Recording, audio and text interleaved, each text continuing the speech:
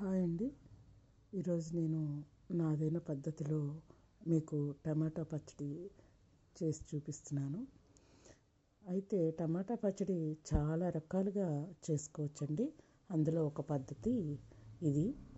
ఇందులోకి కావలసిన ఇంగ్రీడియంట్స్ 2 స్పూన్లు నువ్వులండి, పచ్చిమిర్చి, ఉల్లిపాయ, కరివేపాకు, కొత్తిమీర, 1 స్పూను జీలకర్ర, ఒక చిన్న సైజు చింతపండు, టమాటోస్, 2 రెబ్బలు వెల్లుల్లి, అలాగే చిటికెడు మెంతులు, ఆయిలు, సాల్టు.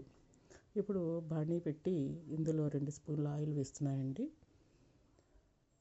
ఆయిల్ వేడెక్కిన తర్వాత మనం తీసి పెట్టుకున్న 2 స్పూన్లు నువ్వులు ఉన్నాయి కదా, వాటిని వేసుకొని సిమ్లో పెట్టి దోరగా వేయించుకోవాలి. ఇవి చిటపట అనేప్పుడు చిటికెడు మెంతులు కూడా వేసి ఫ్రై చేసుకోవాలండి. ఇవి 2 కొంచెం ఫ్రై అయిన తర్వాత మనం ఎంత కారం అయితే తినగలమో అంత మిర్చి మనం ఇందులో వేసి ఫ్రై చేసుకోవాలి. ఇవి ఫ్రై అయిన తర్వాత మూత పెట్టి కొంచెం సేపు మగ్గించుకుని తర్వాత ఇందులో మనం మెంతులు వాడామండి. ఈ చిటికెడు మెంతులు ఎందుకు వేస్తామంటే మన ఆరోగ్యానికి చాలా మంచిదండి. అందరూ కూడా ఈ మెంతులు ప్రతి కూరలోనూ పచ్చళ్ళలోనూ వేసుకోవడం అలవాటు చేసుకుంటే ఆరోగ్యం బాగుంటుంది.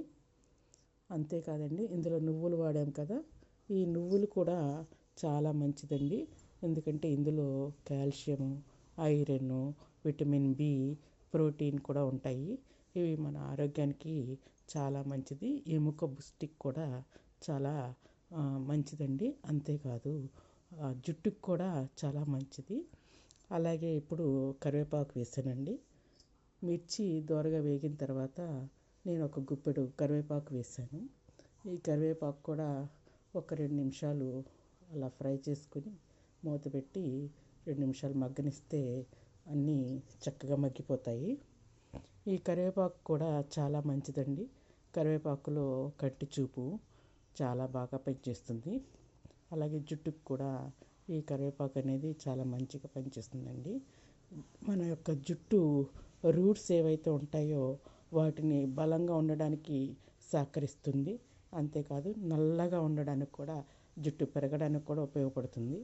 ఇప్పుడు ఈ ఫ్రై అనేది కంప్లీట్గా ఫ్రై అయిపోయిందండి.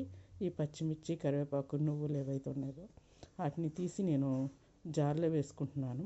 ఈ జార్లో ఇవి చల్లారిన తర్వాత బరక్గా గ్రైండ్ చేసుకుంటానండి.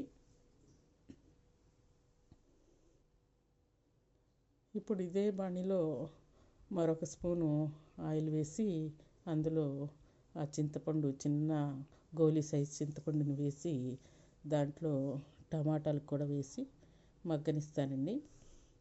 ఈ టమాటా వేసిన తర్వాత టమాటా త్వరగా మగ్గాలి అంటే చిన్న చిట్కా, మనం సాల్ట్ వేయాలండి. సాల్ట్ వేసి అందులో కొంచెం కొత్తిమీర, ఒక ఉల్లిపాయ వేసి నేను మూత పెట్టి మగ్గబెట్టుకుంటున్నాను. ఇది ఒక 5 నిమిషాలు మగ్గుతుందండి. ఈ 5 నిమిషాలు మగ్గేలోపు మన మిర్చి చల్లారిపోయినవి, వీటిని గ్రైండ్ చేస్తున్నాను బరగ్గా. ఈ పచ్చడి మనకి దోశలోకి కానీ, ఇడ్లీలోకి కానీ, చపాతీలోకి కానీ, అలాగే రైస్లోకి కానీ, పుల్కాలోకి కానీ, ప్రతి ఫుడ్లోకి కూడా ఇది చక్కగా సూట్ అవుతుందండి. చాలా టేస్టీగా ఉంటుంది. ఇప్పుడు ఈ బరకగా గ్రైండ్ చేసిన తర్వాత ఇందులో 4 వెల్లుల్లి రెబ్బలు, అలాగే పచ్చి కొత్తిమీర వాడటం వల్ల మన ప్రేగులకి శుభ్రం అవుతాయండి. పచ్చి కొత్తిమీర ఒక గుప్పుడు వేసుకోవాలి. ఇప్పుడు బాణీలో మనం ఆల్రెడీ కొంచెం కొత్తిమీర వేసి మగ్గబెట్టుకున్నాము. ఇప్పుడు పచ్చి కొత్తిమీర వేసుకొని, అలాగే ఈ మగ్గిన ఈ టమాటాలు కూడా తీసి చల్లారి పెట్టుకొని మిక్సీలో వేసుకొని మొత్తం కలిపి ఒకసారి బరకగా గ్రైండ్ చేసుకోవాలండి. బరకగా ఏ పచ్చడైనా సరే మెత్తగా చేసుకోకూడదు. కొంచెం బరకగా ఉంటే మనం రోట్లో రుబ్బుకున్న టేస్ట్ వస్తుంది దగ్గరగా. చూడండి, ఇప్పుడు మొత్తం కలిపి నేను గ్రైండ్ చేసేసాను బరగ్గా.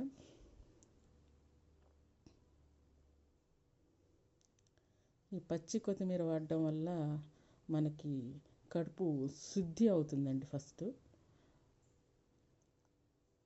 గట్టు ఆరోగ్యంగా ఉండడానికి సపోర్ట్ అవుతుంది. మీరు కూడా ఈ పచ్చడిని ఒకసారి ట్రై చేసి ఎలా ఉందో మీరు కామెంట్ రూపంలో నాకు తెలియచేయండి. ఇప్పుడు ఈ పచ్చడికి మనం చిన్నగా తాలింపు కూడా పెట్టుకుందాం. ఇది తాలింపు పెట్టుకోకపోయినా తినేయొచ్చండి, అలాగే బాగుంటుంది. ఇప్పుడు తాలింపు పెట్టుకుందాం. ఈ తాలింపుకి తాలింపు గింజలు, మినపప్పు, శనగపప్పు, ఆవాలు, జీలకర్ర వేసి తాలింపు గింజలు తాలింపు పెట్టుకోవాలి. దాంట్లోనే కొంచెం ఎండుమిరపకాయలు, కొంచెం కరివేపాకు కూడా వేసి దోరగా తాలింపు వేసి ఈ పచ్చడిలో వేసుకోవచ్చు. ఈ పచ్చడి అన్నంలో వేసుకొని ఒక స్పూన్ నెయ్యి వేసుకొని వేడివేడి అన్నంలో తింటే ఉంటుందండి, సూపర్గా ఉంటుంది. మీరు కూడా ఒకసారి ట్రై చేసి చూడండి. అలాగే ఈ వీడియో నచ్చితే సబ్స్క్రైబ్ చేసుకోండి.